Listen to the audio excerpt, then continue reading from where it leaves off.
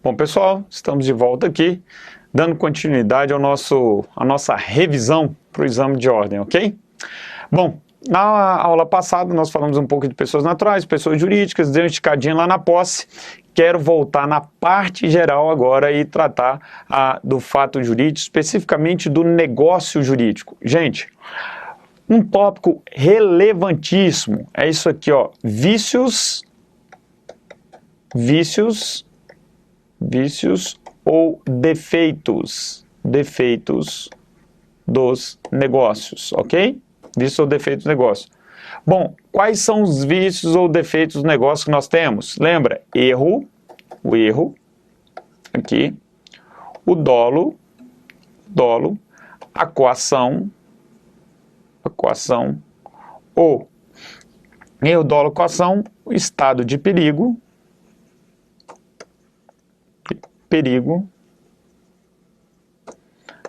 a lesão.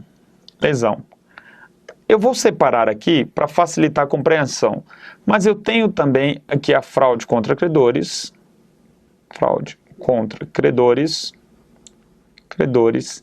e a chamada simulação. Gente, duas certezas que você pode ter na vida. Primeiro, que um dia que você vai morrer. Segunda certeza, vai estar na tua prova um desses vícios. Toda a prova de civil, independente do carro, se é exame do OAB, se é concurso para Papa, ok? Abriu aí o concurso para Papa, saiu o edital para substituir o Papa, tem a direito civil, vão cobrar esses vícios ou defeitos do negócio jurídico, ok? Então vale a pena você se esmerar e gastar um pouquinho mais de tempo com eles ali. Primeiro, erro. Característica do erro lá do artigo 138, naquele mesmo ritmo, código aberto. O erro, não há induzimento, um dos contratantes erra sozinho, não é isso? Uma falsa percepção que um dos contratantes tem com relação a uma informação desse negócio, né, com relação a um dado objetivo do negócio, que se tivesse ciência não faria. Estou falando de erro substancial. Qual o efeito do erro? O erro torna o negócio anulável. Qual o prazo que eu tenho para pleitear a anulação do negócio jurídico em razão de erro? 4 anos, artigo, prazo, vou colocar aqui, ó, prazo de 4 anos, isso cai muito, 4 anos, conforme artigo 178 do Código Civil. Lembrando que é prazo decadencial e não prazo prescricional, ok? Maravilha. Dolo, do artigo 145. Qual a característica do dolo? Ora, no dolo eu tenho um comportamento em que um dos contratantes induz a outra parte a errar. Qual o efeito? A anulabilidade da mesma forma, ok? E dolo para viciar um negócio jurídico tem que ser um dolo essencial. Lembrando que nem todo dolo vicia o negócio jurídico. Por exemplo, o dolo acidental do artigo 146 só possibilita a pessoa buscar as chamadas perdas e danos, não torna o negócio anulável, ok?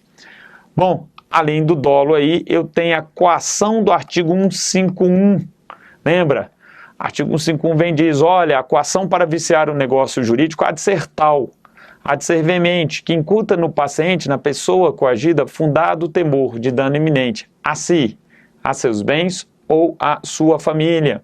Qual é o efeito da coação, do dolo e do erro? Torna o negócio anulável. Maravilha. Cuidado com o artigo 153, que diz que não é coação o exercício regular de um direito e o mero temor reverencial. Perfeito? Não se configura coação. Outro vício que nós temos aí é o estado de perigo do artigo 156. Muito comum em prova. Olha aqui com o 156 diz. Ocorre estado de perigo quando uma das partes, premido da necessidade de salvar-se ou salvar a pessoa de sua família, de grave dano em que a outra parte tem conhecimento. Saiba, é imprescindível que a parte que se beneficia num negócio de direito feito em estado de perigo, saiba da situação de urgência do contratante, tá? Então é imprescindível que exista o chamado dolo de aproveitamento, ok? Qual o efeito do estado de perigo no negócio jurídico? Torna anulável. Voltando, erro, dolo, coação, estado de perigo, lesão, torna o negócio anulável. Perfeito? Um outro vício que nós temos aqui é a lesão do artigo 157. E se você ler o artigo 157, você vai perceber que existe uma grande semelhança entre o texto do 157 e o texto do 156. O que difere? Na lesão, o dolo de aproveitamento é prescindível, desnecessário. Ele vem e diz, né, ocorre a lesão quando uma das partes, por inexperiência ou necessidade, e eu falo em requisito objetivo e subjetivo, assume uma prestação excessivamente onerosa, desproporcional à contraprestação, perfeito? Aí eu tenho a lesão. A lesão é um instituto que tutela o chamado equilíbrio patrimonial nos negócios jurídicos comutativos, perfeito? Já o estado de perigo, você tem a tutela da incolumidade física. Muito cuidado, logo, cuidado aí para não confundir um com o outro, ok? Fraude contra credores e simulação são chamados de vícios sociais. A simulação também torna o negócio anulável, tá? Torna o negócio anulável. Cuidado. A simulação a fraude contra credores torna o negócio anulável. Já a simulação torna o negócio nulo. Na verdade, o único que torna o negócio nulo aí é a simulação. Tá? A fraude contra credores lá do artigo 158, não é isso? Os negócios de transmissão gratuita ou remissão de dívida, quando praticados pelo devedor insolvente ou por esses atos reduzidos à insolvência, poderão ser anulados pelos credores quirografários, né, como lesivo dos seus direitos. Gente, simulação. Deixa eu mostrar algo sobre a simulação que vai te fazer muito bem na hora da prova, ok? Aqui, vamos fazer o seguinte. Deixa eu voltar aqui um pouquinho para melhorar. Isso. Ok. Quando a gente fala de simulação, eu tenho duas espécies de simulação, a chamada absoluta e a simulação relativa. É muito comum essa relativa em prova, tá? Relativa podendo ser objetiva, como podendo ser subjetiva, tá? Subjetiva. Lembra da objetiva? Eu queria doar um imóvel para você, mas sabe o que eu fiz? Eu fiz um contrato de compra e venda, e esse contrato de compra e venda serve para esconder o contrato de doação que verdadeiramente nós temos. Então, aquilo que não aconteceu, que foi a compra e venda, é chamado de negócio simulado, enquanto aquilo que aconteceu, que foi a doação, é chamado de negócio dissimulado. E nós fizemos isso para quê? Para diminuir a incidência de imposto. Um está cobrando ITBI, o outro, um ITBI, o outro ITCMD, né? O ITCMD normalmente é bem mais alto, ok? Cuidado, então, simulação relativa objetiva. Um negócio serve para esconder outro. Na simulação relativa subjetiva, eu tenho o quê? Eu tenho, de um lado, uma pessoa que deseja negociar com outra pessoa, mas por uma imposição legal, esse negócio não pode ser feito, ok? Esse camarada simula um negócio com um amigo, que posteriormente faz o negócio com B, sendo que A, de fato, queria negociar direto com B. A gente diz subjetiva porque subjetiva é feita por interposta pessoa, alguém que se interpõe entre as pessoas que de fato gostariam de negociar, ok?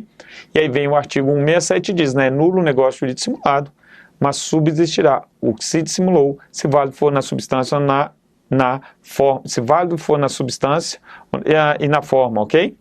Bom, algumas dicas sobre esses vícios. Gente, artigo 178, erro, dolo, coação, estado de perigo, lesão, prazo de 4 anos para pleitear anulação. Esses 4 anos são contados como regra da data em que o negócio foi feito, salvo no caso de quem? No caso da coação. Se você observar no artigo 158, diz que o prazo começa a contar não de quando o negócio foi feito sob coação, mas de quando cessou a coação. Isso é um pega muito comum em prova e que você agora já tem ciência, não vai te derrubar, ok? Uma casca de banana, bobagem isso aqui, mas você está visualizando, então vai dar certo aí na tua vida sim, ok? Outro ponto importante, artigo 169, diz que o negócio jurídico nulo, por exemplo, uma simulação é insuscetível de confirmação e não convalesce com o tempo. Já o erro, dolo, coação, estado de perigo, lesão e fraude contra credores está sujeito à decadência, sana com o tempo, admite confirmação se a parte ali que a princípio foi lesada não buscar o desfazimento desse negócio, ok? Maravilha. Então, lembrando desses vícios, somente a simulação, perdão, torna o negócio nulo. Todos os demais tornam o negócio anulável. Agora, vamos lembrar, né, gente? Pode ser que o cara diga que a simulação torna o negócio inválido. Perfeito, por quê? Invalidade é o quê? Um gênero do qual tem duas espécies, nulo e anulável. Anulável, ok? Beleza. Então, se o cara fala invalidade, você entra no mérito, perfeito, belezinha, você entendeu, deu tudo certo aí na tua vida. Então, matamos aí os vícios ou defeitos do negócio jurídico, ok? Maravilha pura. O que a gente faz agora?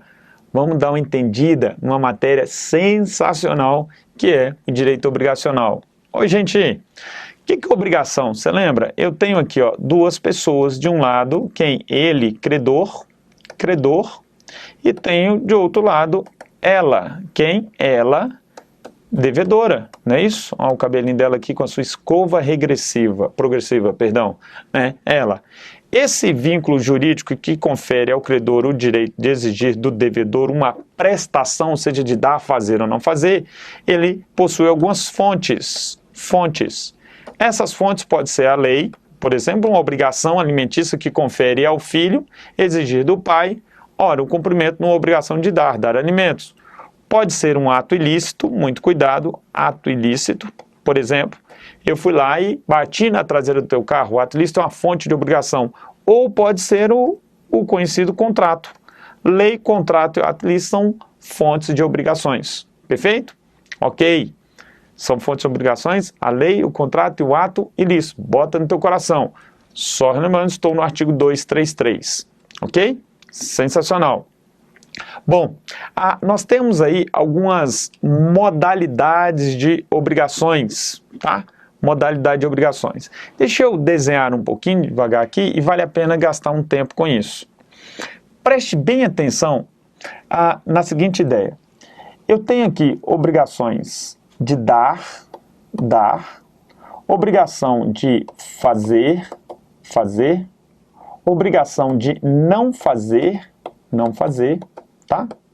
Veja aí, estou no artigo 233 em diante. Obrigações alternativas são as principais, tá? Não vai dar para exaurir todas as facultativas, as conjuntivas, conjuntos, enfim, alternativas, as divisíveis e as indivisíveis, e as chamadas o quê? Solidárias. Ok? Veja que é uma pulsão. O que aparece muito em prova aqui, ó? Obrigação alternativa, aparece muito em prova. Vamos dar uma relembrada na alternativa. Estou aí no artigo 252. Olha a alternativa, eu vou desenhar na louça e você vai compreender. Eu tenho aqui um credor, tenho um devedor. O devedor com obrigação de entregar para o credor um animal ou um carro. Ele não está obrigado às duas, ele se obriga a entregar uma coisa ou outra. Também chamada de obrigação, cuidado com isso, disjuntiva. Obrigação disjuntiva. Estou obrigado a entregar um carro ou um animal. Se nada ficou acertado entre mim e você, deve entregar o quê? Quem é que escolhe? A regra. O devedor escolhe, ou seja, a concentração caberá como regra ao devedor. Pode ser que no título, né, haja uma disposição tratando de forma contrária, mas a regra é essa, ok? Beleza, sensacional. O que seria uma obrigação aí, por exemplo, divisível e indivisível? Vou desenhar aqui para você e a gente vai compreendendo. Estou no artigo 257, 258, 259, perfeito? Olha a obrigação divisível. Eu tenho aqui C, credor de um lado, devedor do outro, devedor 2 do outro. Na verdade, eu tenho o quê? Uma obrigação composta, pluralidade de sujeitos. No caso aqui, eu tenho pluralidade de devedores. Com obrigação de entregar, por exemplo, R$200 para o credor. Se nada ficar definido, com base no artigo 257, cada devedor está devendo o quê? Está devendo 100. Hoje cada um entrega 50, ok, amanhã cada um entrega mais 50, completando aí os R$200. Uma obrigação que pode ser fracionada dividida entre os seus membros, entre os devedores, tá? Obrigação divisível. Sempre que você puder, divisível. Você desenhe, que isso vai te ajudar muito a ter uma noção melhor sobre isso, tá? Obrigação indivisível. Eu tenho aqui devedor de um lado, credor de um lado, devedor 1, devedor 2, ambos com obrigação de entregar um animal. Se nada ficou acertado, a presunção é de que cada devedor está devendo um animal, perfeito? Cada devedor está devendo, metade do animal, mas não tem como entregar metade do animal, então o devedor pode exigir de qualquer um dos, o credor pode exigir de qualquer um dos devedores o quê? O cumprimento da obrigação por inteira. E aí, nesse caso, a gente fala em quê? Em efeito de solidariedade. Não é solidariedade, porque o 265 diz que solidariedade resulta da lei ou da vontade das partes, mas você tem um efeito. Por quê? Porque ele pode exigir a totalidade da prestação de um só. Exigindo aí, e esse um paga, o que acontece com base no artigo 258 e 259? Ora, a obrigação fica satisfeita para o credor, devedor 1 vem para o lugar do credor, via para o lugar do credor, é chamado de quê? Isso, maravilha, subrogação. O devedor 1 subroga-se nos direitos do credor, de cobrar do codevedor D2 sua cota-parte no débito, ok? Então, se houve uma subrogação com base no artigo 349, todas as ações, privilégios, garantias, direitos que o credor original tinha foram transferidas agora, nesse exato momento, para D1, ok? Por exemplo, se existia aqui um fiador em favor de D2 em relação ao credor, credor recebe a prestação de D1 e D1 terá seu benefício o quê? Um fiador. É o que a gente chama de subrogação. Maravilha? Aqui eu tenho uma obrigação, então, indivisível, enquanto aqui eu tenho uma obrigação divisível. Perfeito? Maravilha. Gente, preste bem atenção na lógica obrigacional. Olha só, eu tenho aqui C1, C2, C3. Perfeito? Uma obrigação em que os três credores têm direito de receber do devedor uma prestação, um animal. Qual a origem disso aqui? Foi um bingo lá, ocorrido na Igreja Católica, e eu tenho o fiel C1, C2, C3, que foram sorteados ali. Tem direito em receber ali um cavalo, um quarto de milha. Ora, como é que a igreja se desobriga em face dos três? Lógico, gente, entregando a todos conjuntamente. Marca um dia, entrega a todos conjuntamente. Colhe recibo do 1, do C2, do C3. Perfeito? Você concorda que se C1 chegar lá e receber o cavalo, com o compromisso de depois entregar o cavalo para C2 e C3, esse compromisso entre C1 e igreja, que está devendo o cavalo, é inoponível em face de C2 e C3, ok? Vai cair naquele velho ditado, quem paga mal paga duas, no nosso caso vai pagar 3 vezes. Então, D, que seria a igreja devedora, só poderia, em tese, ou por segurança jurídica, entregar esse cavalo a C1, se C1 desse o quê? Caução de ratificação, conforme o artigo 260 e 262. Perfeito? Maravilha. Então, ó, nas obrigações indivisíveis com pluralidade de quê? De credores, o devedor se desobriga entregando a prestação a todos conjuntamente ou a apenas um dos credores recebendo deste o quê? Caução de ratificação, viu? Virou um item, um raciocínio é bem simples. Outro ponto relevante, se eu tenho aqui eventualmente um dos credores de obrigação indivisível que perdoa seria o chamado credor remitente. Vamos supor que esse cavalo valha aí em torno de R$3.000. Ora, C2 chegou para D e falou, olha, com relação a mim, D, fique tranquilo, não precisa pagar, tá liberado. A pergunta é, o perdão dado por um dos credores de uma obrigação indivisível libera o devedor libera o devedor em relação aos demais? Não, cada um por si, aqui ele não pode falar em nome de todos. Agora, é certo que se C1 e C3 vão cobrar de D o animal, e o animal vale 3 mil e houve remissão por parte C2, é lógico que cada um deverá o quê? Reembolsar em R$500 de. Vocês entenderam por que os R$500? Porque os R$500 é justamente o troco. C1 e C3 estão recebendo junto um cavalo que vale 3 mil, ok? Mas juntos, eles têm quanto no cavalo? Perfeito, 2 mil.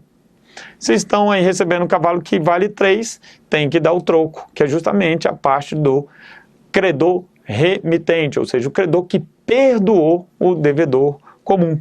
Perfeito? Bem tranquilo, lógico, sem nenhum problema. Gente, ó, outra espécie de obrigação, obrigação solidária, não é isso? Solidariedade. Aqui é muito simples, solidariedade ativa e solidariedade passiva, né? Vamos pensar aqui na solidariedade passiva, ou seja, pluralidade de devedores, cada um devendo a sua cota à parte, mas podendo ser obrigado a pagar a totalidade do débito. Olha, o que aconteceu? Vamos botar aqui, ó, R$300. Cada um está devendo quanto? 100, 100, 100. Porém, pode ser exigido individualmente de D1 quanto? Estou aí, gente, a partir do artigo 264 aí, ok? Pode ser exigido do devedor 1 quanto? 300. E se ele pagar os 300, ele vai cobrar de D2 e D3, cada um ele vai poder cobrar de cada um 100, ok? Para equilibrar a balança. Vamos imaginar que D1 venha a óbito, dando origem a H1 e H2. Gente, a pergunta é, quanto C poderá exigir de H1? Ora, professor, se D estava devendo 100, mas pode ser exigido dele 300, ele morre porque ele era devedor solidário, creio que é possível exigir de H1 os 300. Não, olha o artigo 276. 276, muito comum em prova. Se um dos devedores solidários falecer deixando herdeiro, nenhum deles poderá ser obrigado, cada um deles poderá ser obrigado apenas pela sua cota à parte, ok? Salvo se a obrigação for o quê? Maravilha, indivisível. Porque se for indivisível, ao invés de R$300, como no meu exemplo, eu tenho um cavalo, você poderá exigir de H1 o cavalo inteiro, embora H1 só esteja devendo quanto, gente? Isso, 1/6. Mas, professor, 1/6? Sim, gente, 1/6. Cada um deve aqui 1/3, não é isso? 1/3, 300. Beleza. Ou 1/3 do cavalo, se fosse um cavalo, se fosse além de solidária, indivisível. Perfeito. Agora, faleceu o devedor de 1/6, cada um dos seus herdeiros vai estar devendo quanto? Ora, 1/6, metade de 1/3. Tudo bem, professor, tudo bem, agora eu entendi, é porque eu não gosto de números. Perfeito, perfeito. É por isso que você está aqui junto comigo no direito, né? Se gostasse, eu não estava lá na engenharia. Eu sei o que é isso. Eu também não gostava muito, larguei uma pela outra, ok? Então, nós estamos juntos aí. Gente, outra coisa. Aqui eu tenho uma solidariedade passiva. Preste atenção no que diz o artigo 279. 279, tá? O 279 diz que se um dos devedores solidários agir com culpa, tornando impossível a prestação, apenas esse responderá pelas perdas e danos. Embora o quê? A solidariedade permaneça intacta, as perdas e danos só responde o culpado.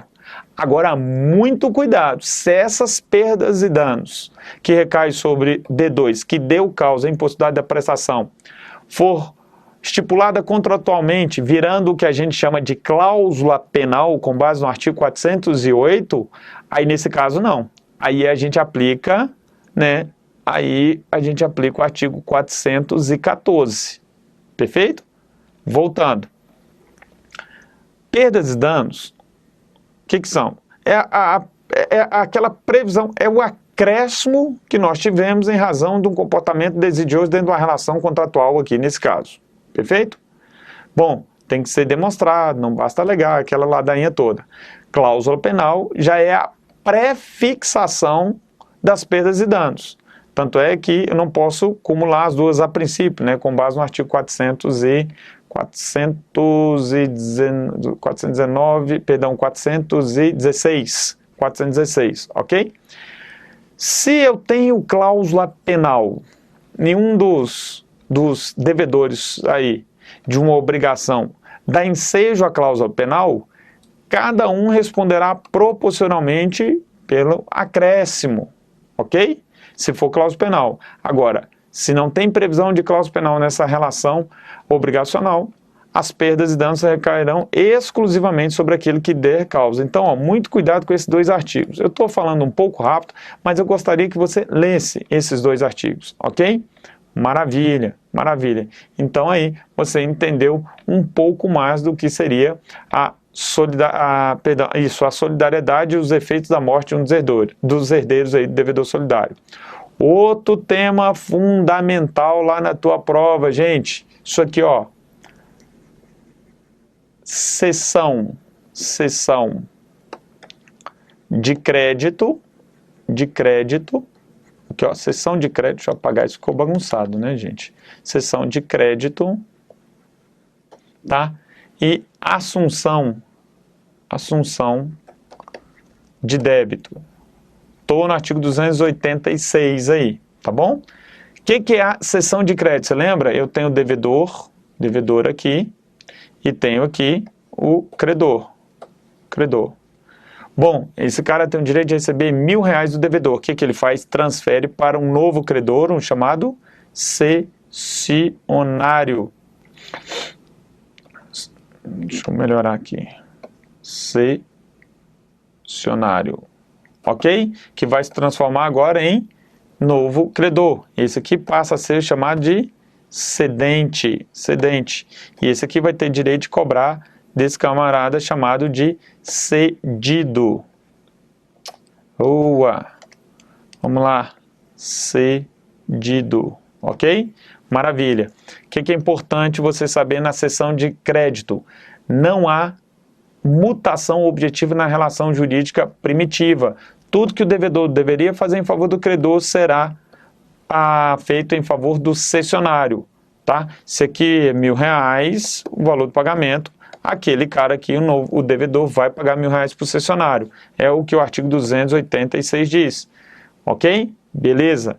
Não há essa cessão de crédito, ela pode ser o que, gente? Ela pode ser pró-soluto e pró-solvendo. Quando é que eu tenho uma cessão de crédito pró-soluto?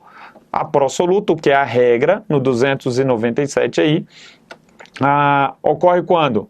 Quando o credor transferiu para o cessionário seu crédito, cessionário vai lá cobrar do devedor, devedor diz que está insolvente. Nesse caso, o cessionário não pode se voltar contra o cedente. Por quê? Porque a cessão foi pró-soluto. Pró-soluto é aquela em que o credor se responsabiliza apenas pela existência do crédito e não pela solvência do cedido, ok? Agora, se essa cessão fosse pró-solvendo, o credor se responsabiliza junto ao cessionário pela solvência do devedor, tá? Mas aí o contrato tem que dizer. Vamos aqui para o 299, artigo 299, tá? Para encerrar, a assunção de débito. Veja, da mesma forma, eu tenho devedor, ok? Com obrigação de pagar para o credor um crédito. E o que esse devedor faz? Transfere para um novo devedor sua obrigação. Aquela coisa, né, de transferir a responsabilidade aí. Esse cara é chamado de assuntor. E esse agora vai ter que pagar para esse. Veja que lá na seção de crédito eu tenho uma substituição do polo ativo com manutenção da obrigação, não há pagamento, nada disso. Na assunção de débito eu tenho uma substituição do polo passivo, também com a manutenção da relação jurídica primitiva, ok? Muito cuidado aí para não confundir as duas situações, tá? Esse aqui chamado aí de, inclusive pode ser chamado de delegante, né? Delegante. Esse aqui de delegado é outro nome, pouco usado, delegado. E esse aqui chamado de delegatário, tá? Delegatário. Beleza? Cuidado para não misturar as duas situações aí, ok? Gente, para encerrar, pensa comigo. Credor foi lá e notificou, devedor notificou credor, que ia fazer a transferência da obrigação em favor do assuntor. Credor se manteve silente. Você acha que o silêncio do credor importa a anuência ou não? Não, de maneira alguma, né? Olha aí o 299. Agora, ó, credor foi lá e notificou o devedor que vai fazer a transferência para o cessionário. Tá? Devedor se mantém silente. E aí, ele precisa dessa autorização do devedor para fazer a cessão de crédito aqui? De maneira alguma, ok? Isso aqui, na verdade, é essa notificação que o credor, na cessão de crédito, faz ao devedor, na verdade, é dando oportunidade a ele opor alguma exceção aí, aplicando a regra lá do 377 e assim por diante, ok? Mas aí, isso não constitui pedido de autorização. É importante que você leia isso aí. Gente, bom, paro por aqui, tentei ao máximo que abordar os principais tópicos de provas aí, né? A gente tenta aí o código todo, mas no final acaba não conseguindo. As questões que mais apareceram nesse sentido estão aí. Sugiro que leia esses artigos que a gente abordou com mais calma, tranquilidade. Desejo a você toda sorte aí, e sorte ela aumenta à medida que você estuda, ok? Encontro você aí numa próxima vez com a certeza de que o seu sucesso está garantido. Um abraço.